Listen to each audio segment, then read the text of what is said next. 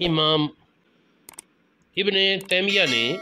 ایک کتاب لکھی الصارم المسلول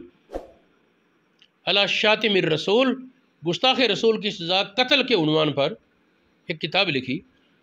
اس میں انہوں نے مختلف خلفاء کے اور مختلف حضرات کے واقعات بیان کیے، تو ان میں امیر معاویہ رضی اللہ تعالیٰ عنہ کی موجودگی میں کسی نے کوئی ایسا لفظ بولا جس سے بے ادبی بنتی تھی، تو ایک صحابی اس مجلس میں انہوں نے کہا کہ نبی کریم علیہ السلام کے بارے میں اتنا لفظ کہنا یہ برداشت نہیں ہے۔ امیر معاویہ کہہ کر پھر اس کو قتل کر دیا،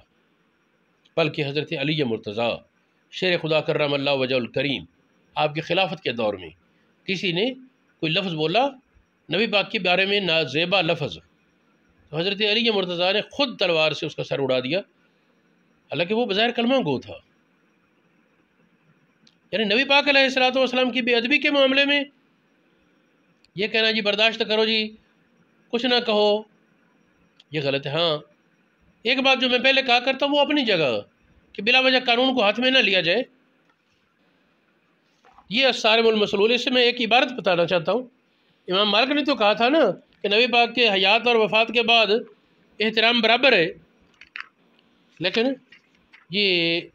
ابن تیمیہ نے یہ کہہ دیا کہ وصال کے بعد تعظیم زیادہ ہے، وصال کے بعد تعظیم بڑھ کر ہے۔ وجہ اس کی یہ بتاتے ہیں کہ حضور علیہ السلام کی حیات طیبہ میں آپ کی کوئی گستاخی کرے، آپ کو حق حاصل تھا معاف کر سکتے، نبی پاک صاحب حق ہیں، آپ کی بے ادبی ہوئی آپ معاف کر سکتے تھے، لیکن نبی پاک کے وصال کے بعد امت کو یہ حق حاصل نہیں کہ نبی پاک کے گستاخ کو معاف کرے۔ الصارم المسلول اس کا 117 صفحہ ہے، 17 صفحہ۔ علامہ ابن تیمیہ فرماتے ہیں اس حدیث میں دو باتیں ہیں۔ پہلی، نبی پاک کی اطاعت کی جائے گی فی کل من امر بقتلہ، جس کے قتل کا حکم دے اس کو قتل کیا جائے، نبی پاک کی اطاعت اس معاملے میں لازم ہے۔ اور دوسری کہ قتل کیا جائے جو نبی پاک کی گالی دے یا نبی پاک کو برسختی کرے، غصہ کرے، غصہ دلائے آپ کو۔ یہ جو دوسری توجیہ ہے کہ نبی پاک کے گستاخ کو قتل کیا جائے گا، الذی کان للہ، یہ اللہ تعالیٰ کے وجہ سے تھا، رضا کے لیے، یہ باقی ہے فی حق عباد موت ہی، نبی پاک کے وصال کے بعد بھی یہ حکم باقی ہے کہ آپ کے گستاخ کو قتل کیا جائے گا۔ فکل من شتمہ او اغلظ فی حق ہی، جو کوئی نبی پاک کو گالی دے گا یا آپ کی بے ادبی کرے گا، کان قتلہ جائزا، اس کا قتل جائز ہے، بل ذالک بعد موت ہی اوقد و اوقد، یہ نبی پاک کے وصال کے بعد زیادہ تاکیدی ہے، زیادہ تاکیدی ہے، لأن حرمتہ، اس لیے کہ نبی پاک کا احترام آپ کی وفات کے بعد اکمل، زیادہ کامل ہے، والتساہل فی عزہ، اور اس معاملے میں سستی کرنا آپ کی عزت کے بارے میں بعد موت ہی، آپ کی وفات کے بعد غیر ممکن، یہ ناممکن ہے کہ آپ معاف کیا جائے۔ لہٰذا اس مسئلے پر بہت سی اور باتیں بھی خیال میں آتی ہیں، لیکن وہ پھر کسی وقت، اس وقت اتنا ہی کہ نبی پاک صلی اللہ علیہ وآلہ وسلم کی تعظیم جس طرح آپ کی ظاہری حیات میں تھی اسی طرح آپ کے وصال کے بعد لازم ہے، کم از کم اتنا تو مانا جائے نا، اسی طرح لازم ہے۔ میرے جد امجد حضرت فقیہ اعظم پاکستان مولانا محمد نور اللہ نعیمی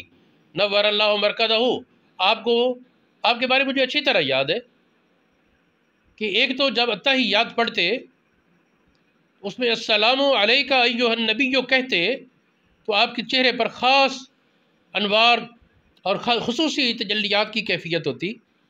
اور دوسرا جب کبھی آپ کے پاس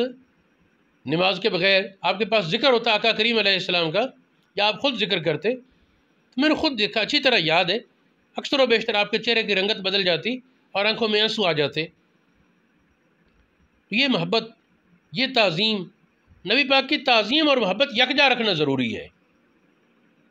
صرف محبت بھی نہیں، صرف تعظیم بھی نہیں، تعظیم بھی ہو جس کے ساتھ محبت، محبت بھی ہو جس کے ساتھ تعظیم۔ وہ پڑھا ہے مسلم شریف میں عبداللہ ابن عمر کے والد حضرت عمر بن عاص رضی اللہ تعالیٰ عنہ، آپ فرماتے کہ میں نبی پاک کو آنکھ بھر کر نہیں دیکھ سکتا تھا آپ کی تعظیم کی وجہ سے، اگر مجھے کوئی کہ حلیہ بیان کرو تو میں حلیہ نہیں بیان کر سکتا، یعنی تعظیم۔ تو حضور علیہ الصلوۃ والسلام کی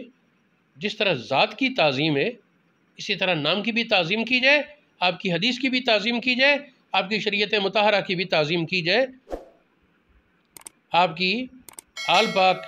آپ کی شریعت کے علماء، آپ کی امت کے اولیاء، سب کی تعظیم نبی پاک کے نسبت سے کی جائے، تو یہ حقیقت میں نبی پاک صلی اللہ علیہ وسلم ہی کی تعظیم ہے۔